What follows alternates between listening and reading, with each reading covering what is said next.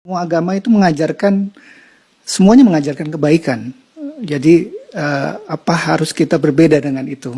Anda merasa benar sebagai Muslim, sedangkan yang lain juga mengajarkan kebaikan. Mungkin pemikirannya satu. Semua agama itu semuanya mengajarkan kebaikan.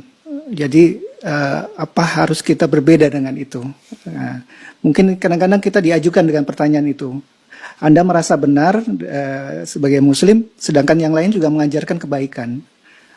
Gimana kita mensikapi? Baik, gini Mas, konsepsi agama itu kan bisa diuji dalam 3 aspek. Ya. Satu aspek ketuhanan, teologinya. Yang kedua aspek ibadah, tata cara dia ibadah. Yang ketiga muamalah, yang mengatur pedoman dalam berinteraksi secara sosial. Ya kan? Oke, boleh jadi di aspek yang ketiga, semua menunjuk kepada yang benar. Mengajarkan interaksi yang benar dengan sesama. Silahkan Anda cek ya. Pasti semua agama mengatakan harus jujur, nggak boleh mencuri, kan? Nggak boleh berzina dan sebagainya. Jadi kalau ada yang membolehkan berzina, menipu dan sebagainya, dipertanyakan konsepsi keagamaannya.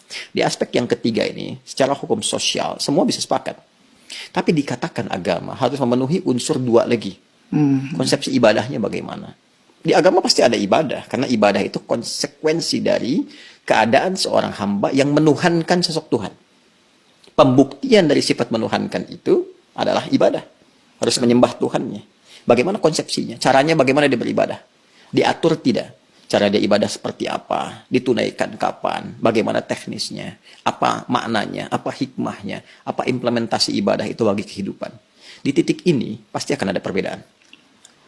Saya sebagai Muslim, ya, dengan saudara-saudari kita sebangsa setanah air dan non-Muslim, konsepsi ibadahnya pasti beda.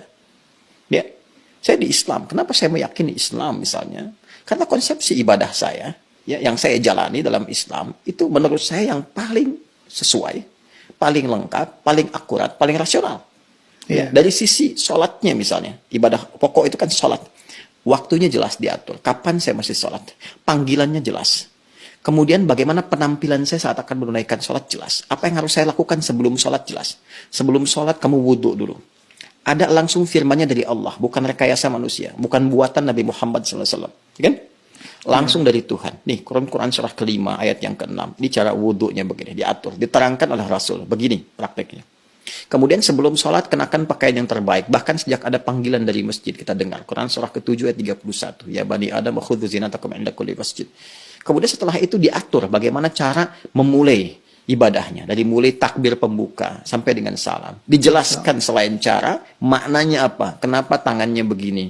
Kenapa bacaannya ini? Artinya apa? Hikmahnya apa? Lalu kaitan dengan implementasi kehidupannya bagaimana? Apa dampak salat kepada kehidupan? Turun banyak ayat. Inna salata tanha 'anil fahsya'i wal munkar. Quran surah ke-29 ayat ke-45. Nanti salat ada kaitan dengan ketenangan hati, salat kunci kebahagiaan, kesuksesan, dan dibuktikan oleh jejak sejarah. Orang-orang dulu ketika dia sholatnya benar, terjadi itu semua. Nah, ini yang menjadikan kita yakin sebagai Muslim memeluk Islam. Bagi penganut agama lain, punya konsepnya sendiri. Kita nggak bisa paksakan semua sama di titik ini dalam konsep keberagamaan. Apalagi kalau sudah masuk ke konsep teologis, ketuhanan. Ya kan? Nah, untuk menentukan agama ini, ya benar sebagai agama, kan mesti punya konsep ketuhanan.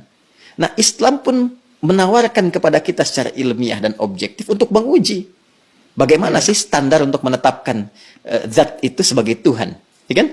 Apa ukuran-ukurannya?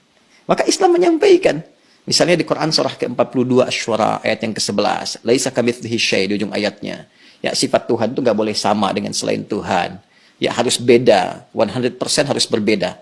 Ya, jadi kalau misalnya manusia ini lemah, maka Tuhan mesti lebih kuat. Nggak boleh sama dengan makhluk. Kan? Kalau manusia berpasangan, Tuhan itu harus esa, harus tunggal misalnya. Demikian banyak hal yang bisa ditampilkan. Nah, konsepsi teologi ketuhanan ini, setiap agama itu pasti berbeda. Ya kan? Nah, tinggal kita uji. Kan negara memberikan kepada kita hak penuh, merdeka untuk memilih. Dan dahsyatnya, Al-Quran memberikan kesempatan kepada kita itu secara merdeka. Terbuka untuk memilih. Bahkan dalam aspek teologi, di Quran surah ke-47 Muhammad, ayat yang ke-19. Kata Allah, fa'lam. Anda mesti punya dasar pengetahuan. Annahu untuk menetapkan la ilaha illallah. Untuk menetapkan tiada Tuhan selain Allah. Jadi untuk menetapkan konsep ilahiyat, teologis, ketuhanan, yang meyakinkan kepada kita, oh ini Tuhan saya Allah. Ya kalau ditanya kenapa Anda nggak pilih Tuhan yang lain, kata Allah, Anda jangan sekedar bersyahadat misalnya, mengatakan asyhadu an la ilaha illallah. Itu syarat pertama menjadi muslim, syahadat. Tapi kalau Anda ingin kuat, ya dengan syahadat itu, dengan keyakinan teologi Anda itu, menuhankan Allah. Ini ilmunya loh. Makanya di Islam ada akidah, ilmu tauhid, fiqhul akbar. Nah, jadi boleh jadi semua agama itu punya konsepsi yang sama dalam aspek muamalat, interaksi sosial yang membawa norma-norma kehidupan dalam ragam interaksi sosial. Tapi bisa berbeda dalam konsepsi ibadah dan ketuhanan. Dan aspek ketuhanan yang paling pokok. Ya kan? Yeah. Jadi kalau semua sama, berarti kan mesti ada yang spesial yang beda kan? Ya, betul. Nah, itu yang menjadikan Anda, saya, kita melihat yang spesial ini bagi saya. Konsepsi Islam sangat jelas, tidak ambigu. Ya, menentukan ketuhanan jelas. Fa'lam annahu la ilaha illallah. Innani anallahu la ilaha illa ana fa'budni. Ya, saya Allah, kata Allah, nggak ada Tuhan yang dipertuhankan selain saya. Ya, maka sembah saya. Nah, saya mencari, saya membandingkan, melihat dengan keyakinan lain, saya temukan yang paling jelas. Tidak ambigu, tidak susah dipahami sebagai muslim ya. Ya, dan saat yang bersamaan ketika kita meyakini Allah pun sebagai Tuhan, memeluk Islam, beribadah dalam Islam, saat yang bersamaan tetap diminta oleh Al-Quran, la ikraha fid din, gak boleh paksa orang. Betul. Indah gak? Iya, indah sekali. Lakum dinukum waliyadin. Hormati keyakinan orang lain. Kamu meyakini Islam sebagai agama yang benar, ya, tapi hormati orang lain juga. Ya, jelaskan keislaman Anda itu lewat penampilan Anda, karakter Anda, perilaku Anda, sifat dan sikap Anda. Kalau ditanya, jelaskan, jawab, dan sebagainya. Masya Allah. Indah nggak? Indah, Pak. Ya, jadi di situ titik perbedaannya. Jadi nggak bisa kita katakan semua agama sama, karena konsepsi dasarnya itu berbeda. Iya, iya. Paham sekarang ya? Betul, betul. Nah, kalau paham berarti nggak ditanya lagi. Ya, mungkin kita luruskan, Ustaz. Jadi, Berarti ada yang bengkok. iya.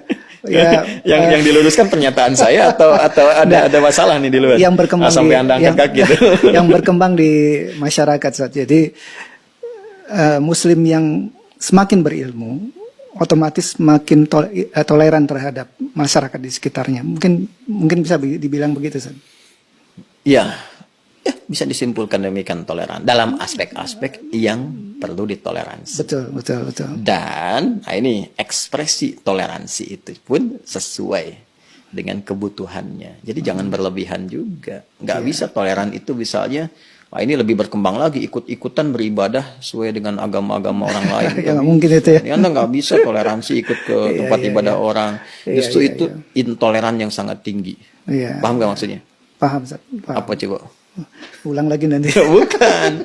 Intoleran yang sangat tinggi. Kenapa? Iya, Kenapa? Karena saat dia kebebasan. hadir di tempat orang itu, hati dia meyakini bahwa itu salah.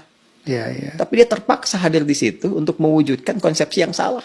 Iya, iya. Saya toleran nih, datang ke tempat ibadah orang lain. Tapi di hati dia mengatakan ini salah nih, ini nggak benar nih. Iya. Nah, itu kan kalau dalam bahasa agama, nifak, munafik, hipokrit gitu kan. Iya. Jadi saya kira itulah.